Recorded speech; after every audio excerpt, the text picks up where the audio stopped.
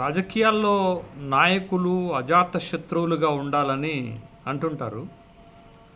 అధికారం వచ్చిన తర్వాత ఒక నాయకుడి యొక్క వ్యవహార శైలి మారాలి, మాట తీరు మారాలి, తన ప్రవర్తన మారాలి, తన గుణం కూడా మారాలి.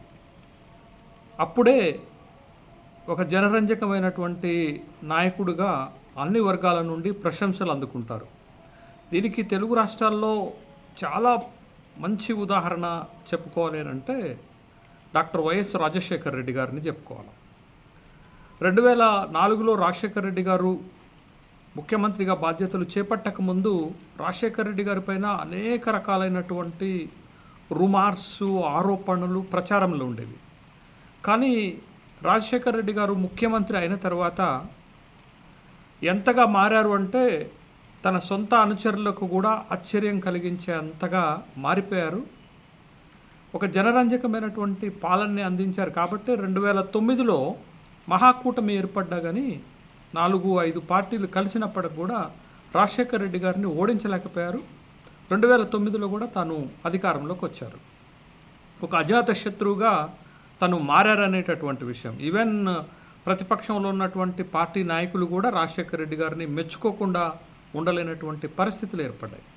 ఇప్పుడు ఈ స్టోరీ అంతా ఎందుకు చెప్తున్నానంటే ప్రశాంత్ కిషోర్ ఒకప్పటి ఎన్నికల వ్యూహకర్త, ఇప్పటి రాజకీయ నాయకులు, బీహార్లో జరగబోతున్నటువంటి శాసనసభ ఎన్నికల్లో తన జనస్వరాజ్య పార్టీ ద్వారా తీవ్రంగా పోరాడుతున్నటువంటి వ్యక్తి ఒక సంచలనమైనటువంటి కామెంట్స్ చేశారు.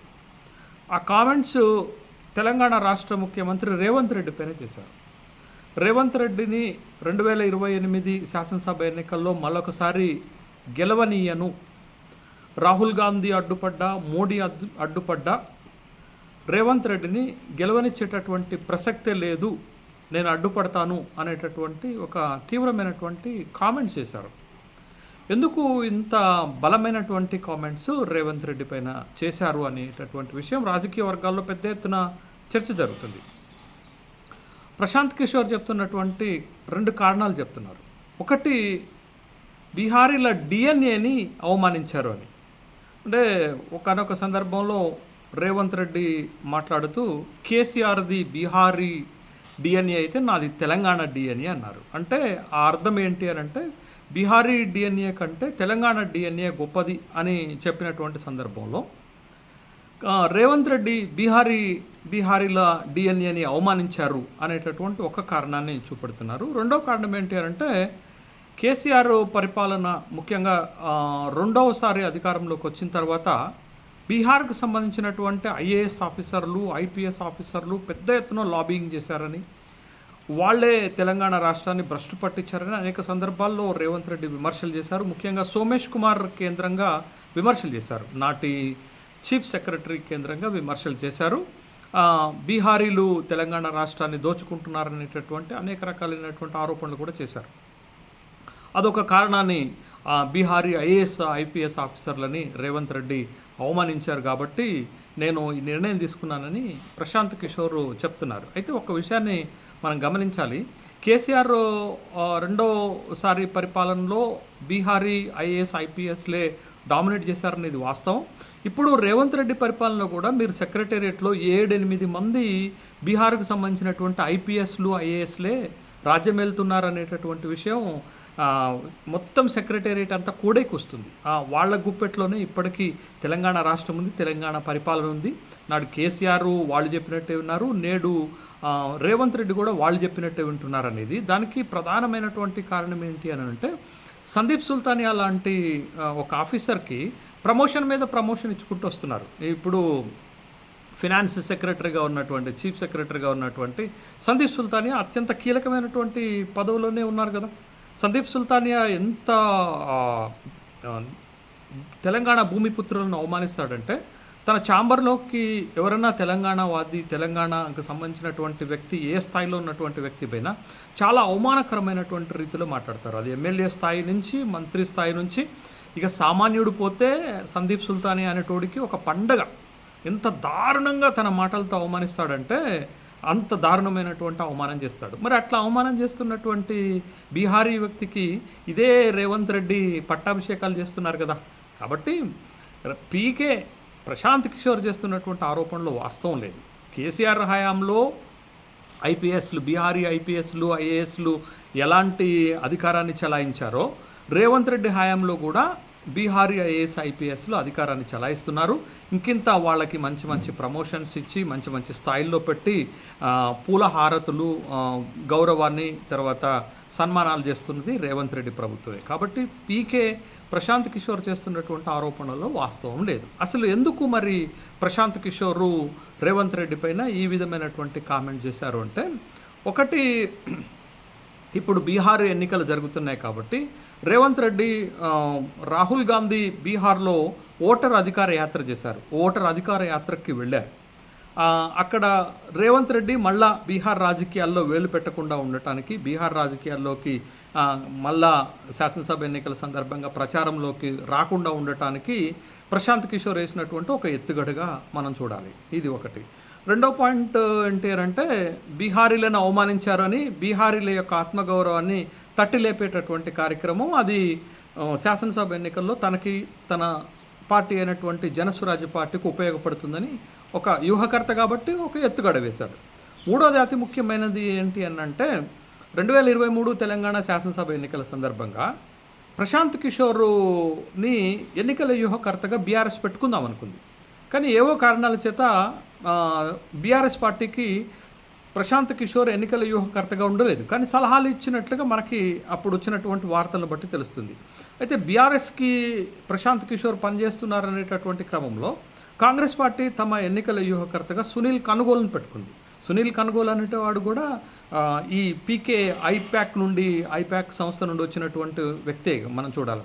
సునీల్ కనుగోలును పెట్టుకున్నారు. బట్ అప్పుడు ఆ సందర్భంగా వచ్చినటువంటి వైరమే కావచ్చు, లేకపోతే అభిప్రాయ భేదాలు కావచ్చు, లేకపోతే కాస్త ఈగోయిస్టిక్ పర్సనాలిటీస్ కాబట్టి ఈగోయిస్టిక్ అంశము తెర మీదకి వచ్చినటువంటి సందర్భంలో బహుశా అది కొంత ఉండొచ్చు. ముఖ్యంగా ఇప్పుడు ఏంటి అంటే, బీహార్లో జరుగుతున్నటువంటి ఎన్నికల కేంద్రంగానే రేవంత్ రెడ్డిని టార్గెట్ చేసినట్టుగైతే నాకు అనిపిస్తుంది. బహుశా తెలంగాణలో కాంగ్రెస్ పార్టీ అధికారంలో ఉంది కాబట్టి అన్ని రకాలుగా బీహార్ ఎన్నికలకు కాంగ్రెస్ పార్టీకి రేవంత్ రెడ్డి సహాయం చేస్తాడని మన ప్రశాంత్ కిషోర్ భావిస్తున్నారు. ఒక పక్క గతంలోనే పెద్ద ఎత్తున ఓటర్ అధికార యాత్రలో పాల్గొనడంతో పాటు హార్దిక అన్ని సహకారాలు అందిస్తారనేటటువంటి ఒక ఆలోచన ఉంది కాబట్టి, బట్ కొంత ఆ విధంగా డిస్టర్బ్ చేయడానికి ప్రశాంత్ కిషోర్ రేవంత్ రెడ్డిని టార్గెట్ చేసినట్లుగా మనకి కనపడుతుంది. అయితే ఇక్కడ ఏంటి అని అంటే,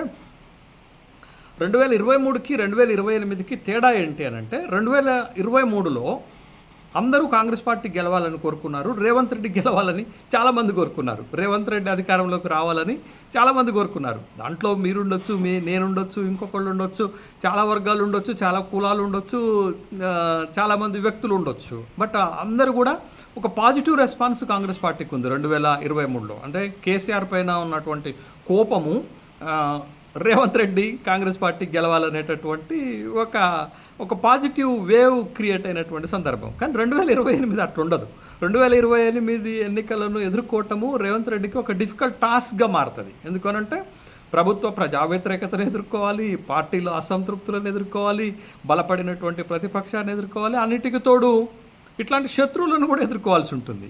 ఇప్పుడు రేవంత్ రెడ్డి ఓడిపోవాలి అని బహిరంగంగా మాట్లాడే బలమైన శత్రువుల్లో ప్రశాంత్ కిషోర్ మొదటి స్థానంలోకి వచ్చేశారు. అంటే కౌంట్ నెంబర్ 1 స్టార్ట్ అయింది. రేవంత్ రెడ్డిని వ్యతిరేకిస్తూ రేవంత్ రెడ్డిని ఓడగొట్టడానికి ప్రయత్నం చేసేటటువంటి వాళ్ళ యొక్క కౌంట్ స్టార్ట్ అయింది. కాబట్టి ఇట్లాంటి వాళ్ళందరినీ రేవంత్ రెడ్డి ఎదుర్కోవాలి. అదే 2023కి 2028కి తేడా అదే. 2023లో అంత పాజిటివ్ వే ఉంది కాబట్టి సునాయాసంగా గెలుచుకుంటూ వచ్చేసాడు. బట్ 2028లో అంత కేక్ వాకు ఉండదు. ఖచ్చితంగా ప్రశాంత్ కిషోర్ లాంటి ఒక వ్యూహకర్త రేవంత్ రెడ్డి ఓడిపోవాలని కోరుకుంటుండంటే, రేవంత్ రెడ్డి ఓడిపోవాలని కోరుకునే పార్టీలకు, ఓడిపోవాలనుకునేటటువంటి వర్గాలకు, ఓడగొట్టాలనుకునేటటువంటి వాళ్ళకు ఒక బలమైనటువంటి కేంద్రంగా మారుతుంది, ఒక బలమైనటువంటి అస్త్రంగా మారుతుంది. కాబట్టి but Revanth Reddy count down ప్రారంభమైందని నేను అనుకుంటున్నాను. ఏంటంటే రేవంత్ రెడ్డి శత్రువుల సంఖ్య నెంబర్ 1 ఒక బలమైనటువంటి శత్రువు సంఖ్యతోటే ప్రారంభమైంది. బట్ రేవంత్ రెడ్డి ఎట్లా ఎదుర్కొంటాడనేది చూడాలి. ఇద్దరు కూడా బలమైనటువంటి వ్యక్తులే. ఒకళ్ళు రాజకీయాల్లో అంచెలంచెలుగా కింది స్థాయి నుంచి జడ్పీటీ స్థాయి నుంచి ముఖ్యమంత్రి స్థాయికి ఎదుర్కొంటూ వచ్చినటువంటి వ్యక్తి. రేవంత్ రెడ్డిని కూడా తక్కువ అంచనా వేయడానికి వీల్లేదు. కానీ బట్ కాలం కలిసి రానప్పుడు పై మీది బట్టే పామై కరుస్తుంది అని అంటారు కదా, తెలుగులో ఒక మంచి సామెత ఉంటుంది అన్నట్టు. కాలం కలిసి రానప్పుడు పై మీది బట్ట పామై కరుస్తుందని. బట్ కాలం కలిసి వచ్చినప్పుడు రేవంత్ రెడ్డి ధీరుడు వీరుడయ్యాడు.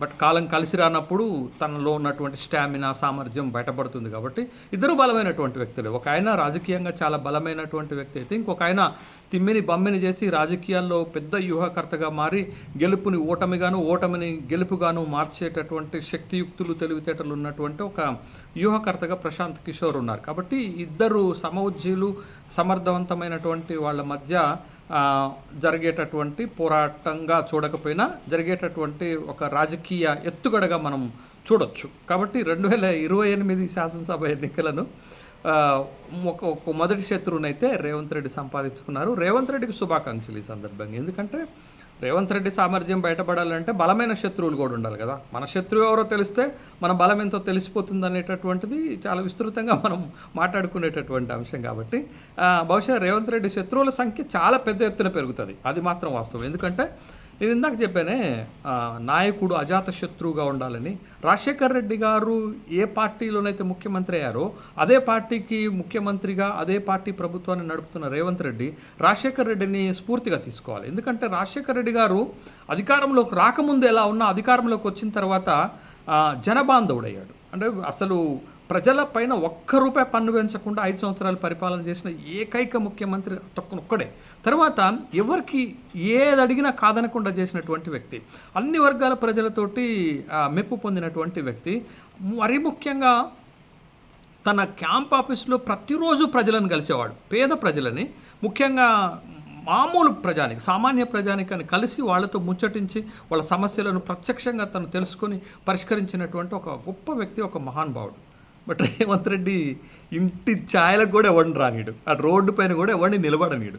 జూబ్లీ హిల్స్లో ఆయన నివాసం ఉంటుంది కదా, ఆయన నివాసం పైన పాపం ప్రజలు ఎప్పటికి వస్తూనే ఉంటారు. ఏదో వినతి పత్రాలు ఇద్దామని అదని పోలీసులు పెట్టుకొని పెద్ద చెక్ పోస్టులు పెట్టుకొని, ఆ పోలీసులు అయితే కనీసం ఒక్కడిని కూడా రోడ్డుపైన నిలబడలేరు. ఈయన కూడా ఈ 21 నెలల్లో ఏ పేద ప్రజలను ఏ సామాన్య ప్రజలను కలిసినట్టు కనపడదు. బలవంతంగా ఎక్కడన్నా ఎవరినన్నా కలిసేటటువంటి అవకాశం ఉండవు. ఉదాహరణకు కొండారెడ్డిపల్లి దసరా పండుగకి వెళ్ళాడు అనుకోండి, అందరిని కలవాల్సిందే కదా, తప్పదు కదా. తప్పనిసరి పరిస్థితుల్లో తప్ప నిజంగా పేద ప్రజలు, సామాన్య ప్రజానీకము వాళ్ళు ఎదుర్కొంటున్నటువంటి సమస్యలను ప్రత్యక్షంగా కలిసి వాళ్ళతో మమేకమై మాట్లాడి వాళ్ళ సమస్యలు తెలుసుకునేటటువంటి ఒక గొప్ప ఔదార్యం అయితే ఈ ముఖ్యమంత్రి గారికి లేదు. కాబట్టి బట్ ఈయన శత్రువుల సంఖ్య క్రమంగా పెరుగుతుంది. 2028లో ఆ పార్టీని గెలిపించటం బహుశా పీకే చెప్పినట్టు సాధ్యం కాకపోవచ్చు.